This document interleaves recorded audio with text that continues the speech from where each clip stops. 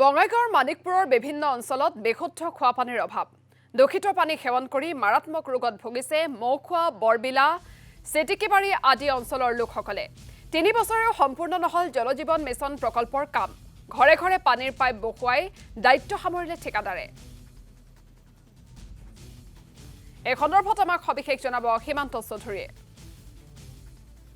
মই এই মুহূৰ্তত আছো বঙাইগাঁও জিলাৰ মানিকপুৰৰ মৌখোৱা অঞ্চলত আৰু মৌখোৱা অঞ্চলত বছৰ বছৰ ধৰি ৰাইজে খোৱা পানীৰ সমস্যাত ভুগিছে। মোৰ হাতত এয়া পানী আছে, কিছু আইৰণযুক্ত পানী, এয়া দমকলৰ পৰা ওলোৱা পানী। এই পানী তেওঁলোকে ব্যৱহাৰ কৰি আহিছে আৰু যাৰ বাবে বিভিন্ন ধৰণৰ ৰোগৰ ইয়াত দেখা দিছে। শিশুৰ পৰা বৃদ্ধলৈকে বিভিন্ন ৰোগত আক্ৰান্ত হৈছে তেওঁলোকে। বছৰ বছৰ ধৰি তেওঁলোকে কিন্তু এই পানীৰেই ব্যৱহাৰ কৰি আহিছে।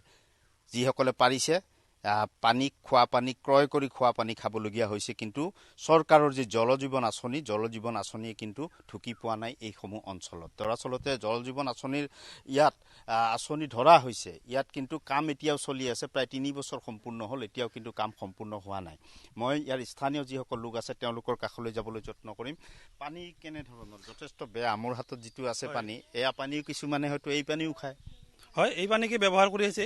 এই পানীকে তেওঁলোকে খোৱা হিচাপে ব্যৱহাৰ কৰি আছে, কাপোৰ ধোৱা হিচাপে ব্যৱহাৰ কৰি আছে। এই পানী খোৱাৰ পিছত মেক্সিমামৰ আমাৰ এই অঞ্চলত টাইফইড, জণ্ডিছ, পেটৰ বিষ, আৰু ডক্টৰৰ ওচৰত গ'লে কয় আপোনালোকৰ ওচৰত পানী বেয়া, আপোনালোকে পানীটো ফিল্টাৰ কৰি খাব লাগিব। আমি ঘৰুৱাভাৱে ফিল্টাৰ কৰি যদিও সেই কামত কোনো ধৰণৰ কামত নিদিয়ে।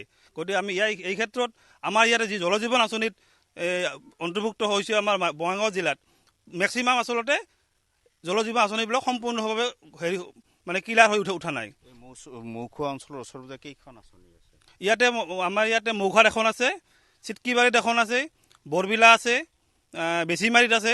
গোটেইকেইখন আঁচনিতে এতিয়া সম্পূৰ্ণ কৰিব পৰা নাই তেওঁলোকে। 3 বছৰ হৈ গ'ল। 3 বছৰৰ বেছি হ'ল। আৰু ঠিকাদাৰবিলাকক আজিলৈ আমি তেওঁলোকে যে কাম কৰি আছে, আজিলৈকে আমি তেওঁলোকক ফিল্ডত দেখিব পোৱা নাই। অকল মুহুৰিবিলাকে আছে, মুহুৰিবিলাকে আহি কয় হ'ব আপোনালোকৰ কামটো হৈ যাব।